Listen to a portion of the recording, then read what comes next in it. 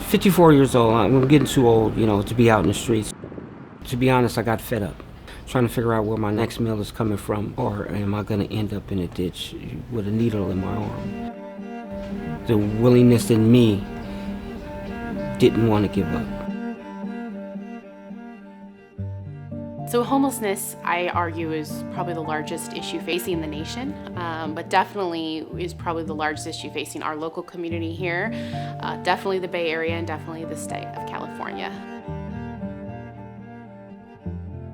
We have kind of been pivoted as an organization to take a leadership role on this issue.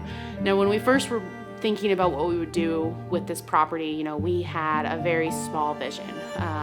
We were looking at maybe a one-story building, maybe 50 units of affordable housing, and then our world changed in October of 2017 when the Tubbs fire came.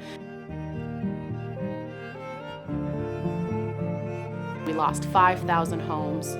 We had a whole new group of individuals who were completely without a place to live. We were battling just extreme trauma and chaos, and as we came out of it, we realized we have to go bigger, bolder, and more innovative. Caritas Village is kind of a grand vision that we had here in Santa Rosa to look at transforming an entire city block into really getting innovative around ending homelessness in our community. It's made up of two big components. The first is Caritas Center, which is really bringing together of multiple services, programs to really help with our very marginalized and traumatized population. And then the second big component of Caritas Village is Caritas Homes, building high-dense housing here on a site co-located with all of the services that Caritas Center will have. So Caritas Village is going to be a game changer for not only the city of Santa Rosa, but for Sonoma County and our efforts to end homelessness in our community. To see the expansion of, let's say, the Nightingale program, which is if someone has been experiencing homelessness, they go to the hospital, and when they're ready for release, if they just go back out onto the streets, odds are they're going to be back in the ER because that's who they see for their medical services. With Caritas, I think it's going to be up to 37 different beds. Those are real human beings that are going to benefit from that. The Family Support Center, where it currently is, I think it's the former General Hospital, 1950s building. Now there's actually facilities built for families to thrive. That's just a game changer. Drop-in Center is probably one of the parts I'm most proud of this building. It's a place for individuals to come in off of the streets who've literally been sleeping overnight, exposed into the weather, living in really dangerous situations, and it's a kind of a safe haven for them to come in and take a shower, do their laundry, get mail, make phone calls, connect with our staff to kind of help them with long-term options. And really, it's the gateway to all of our services and to the services in the community. It's give clients an actual place to come and sit down, get warm, get a shower, just get out of the element, come in and sit down inside, watch TV or whatever. It really does. It mellows everybody out. I don't know how else to say it. With Catholic Charities, a majority, I would say roughly 20 years. And there have been times that I didn't believe in what they were doing because I was out doing my own thing.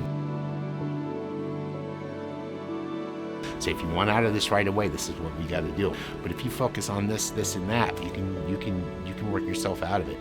I had an addiction problem back in the past, but a lot of the staff members, they didn't give up on me. He fought with staff for like 3 years. We would go out and I would do outreach with them. I'm, Robert, just come in the shelter. Come on in, Robert. I don't know how else to help you.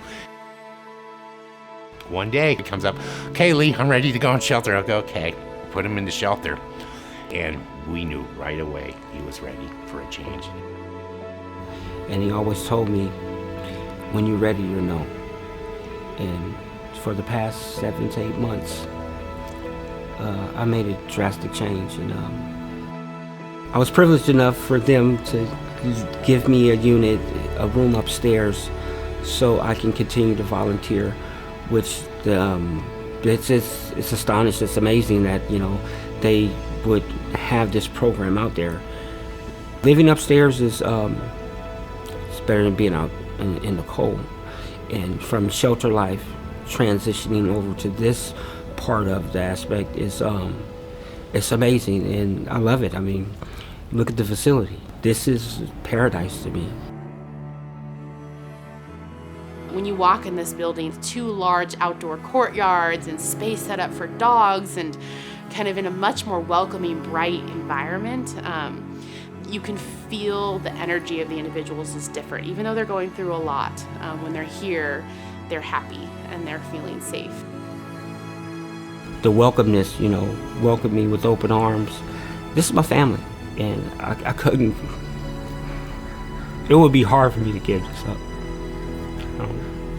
They showed me love when I didn't have it, and that means a lot.